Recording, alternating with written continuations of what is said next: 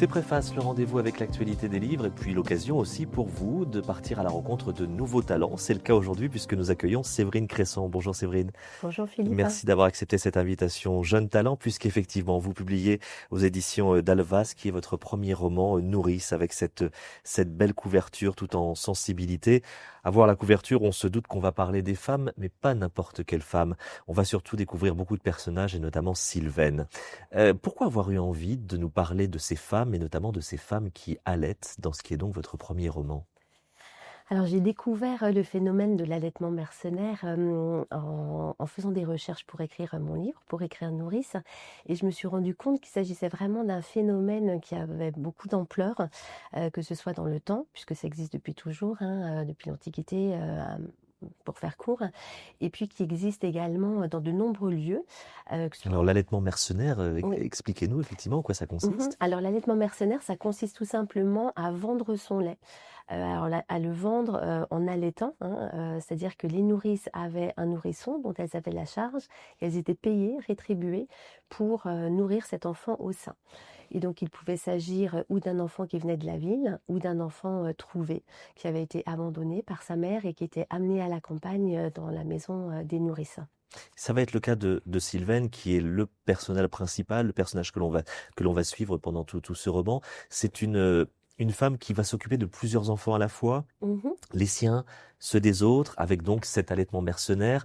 Oui. Mais très vite, l'allaitement mercenaire peut aussi se voir lié à l'attachement que l'on va porter aux enfants qui nous sont confiés. Et ce qui, pour Sylvaine, va être aussi l'occasion de se dire quelle est la place que j'ai vis-à-vis de ces enfants. Qui est-elle, Sylvaine, Mhm. finalement?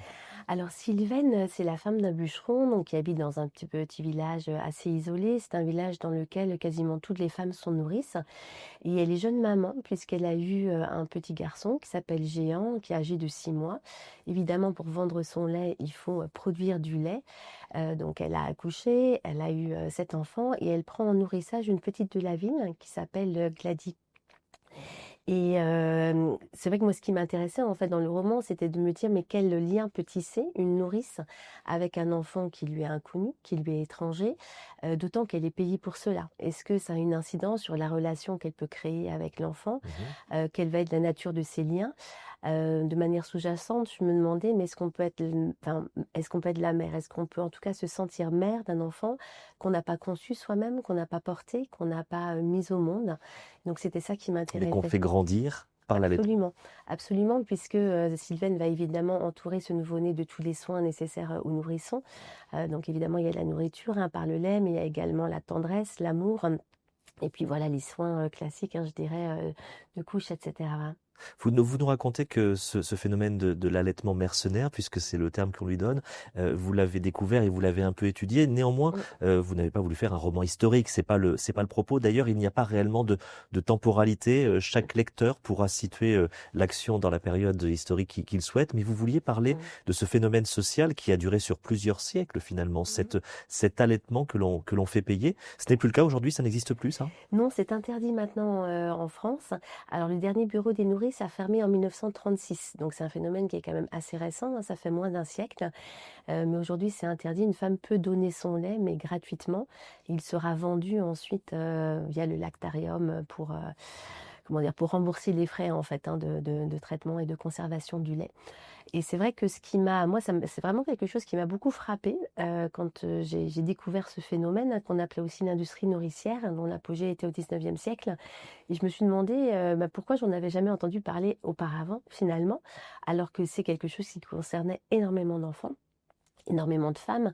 Il y a des régions comme le Morvan qui ont vécu quasiment exclusivement sur ce principe de l'allaitement mercenaire. Donc j'ai eu envie de donner voix à ces femmes, de leur donner chair, de leur donner corps aussi, puisqu'elles ont éduqué, élevé énormément de nourrissons. À l'apogée aussi de l'industrie nourricière, il y avait un enfant sur 2 des grandes villes qui était placé à la campagne. Donc c'était vraiment quasiment la norme et pas du tout l'exception. L'enfant pouvait venir à la campagne ou la nourrice pouvait aussi aller Mm. loger chez les parents. Lorsqu'on lit votre ouvrage, on se rend compte, alors C'est peut-être un peu exagéré, mais c'est une sorte Mmh. de prostitution parce qu'il y a aussi derrière toute une marchandisation, Mmh. tout un commerce qui est souvent fait par les hommes d'ailleurs, où on exploite en quelque sorte ces femmes nourricières. Oui, ces femmes n'ont pas complètement le contrôle de leur corps. En tout cas, elles le mettent à disposition des nouveau-nés. C'est une forme de sacrifice, hein, puisque voilà, pour nourrir un nourrisson, c'est le jour, la nuit, tout le temps. Et effectivement, elles vont être payées pour cela, mais différents intermédiaires vont prendre une commission. Donc, dans mon roman, je parle du meneur, hein, qui est un personnage assez sombre, dont le métier consiste ou à emmener les enfants à la campagne ou à emmener ou à accompagner les nourrices à la ville pour qu'elles trouvent une famille bourgeoise qui va les employer comme nourrices. Et en prenant sa commission, lui aussi, bien Absolument. évidemment. Absolument, et donc je voulais, oui, dénoncer ce manque de choix et la monétisation, hein, ce trafic mercantile qui était vraiment c'est un véritable business, hein. Mmh. Et donc tout était très tarifé, en fonction de l'âge du lait, un lait plus jeune, donc si la femme a accouché il y a moins de 6 mois, ça se vend plus cher qu'un lait plus âgé qui peut avoir 3 ou 4 ans, et donc ça a forcément des répercussions sur la vie, des nourrices elles-mêmes, hein.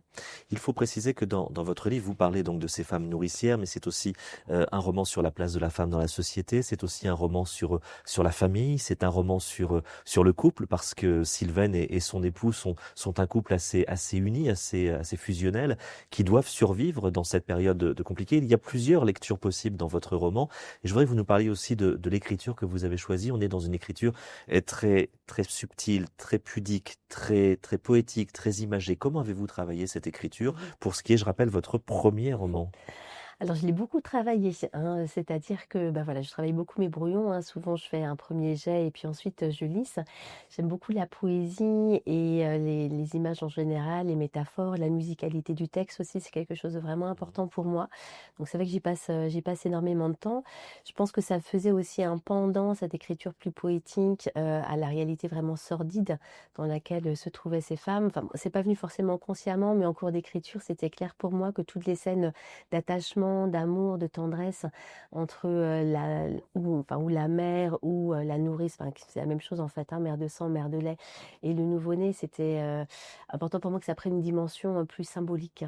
Vous faites également le choix de deux écritures. Il y a le narrateur, la narratrice qui nous raconte l'histoire de Sylvaine, et puis il y a aussi à la première personne l'histoire d'un cahier, l'histoire d'un témoignage. Et on sent que l'importance de l'écriture est là. Et pour la romancière que vous êtes, c'était peut-être aussi un clin d'œil, le pouvoir des mots, le pouvoir de la Mmh. transmission par l'écrit. Oui, oui, complètement. Donc effectivement, ce cahier va permettre de transmettre une histoire, à la personne, à l'enfant auquel il est destiné. Il y a une forme de mise en abîme, hein, entre moi, écrivaine, qui transmet cette histoire de femme oubliée, invisibilisée, et puis ce carnet qui transmet l'histoire, de cette femme, et qui va expliquer pour les raisons pour lesquelles elle n'a pas pu, garder son enfant. Et la transmission pour moi, c'est vraiment quelque chose d'essentiel, hein. En tout cas, voilà un livre Mmh. très réussi. En ce qui me concerne, c'est l'un de mes gros coups de cœur de cette fin d'année 2025. C'est votre premier roman, Séverine Crescent. Ça s'appelle tout simplement et très joliment Nourrice. Vous êtes publié aux éditions d'Alva. Merci beaucoup. Merci Philippe.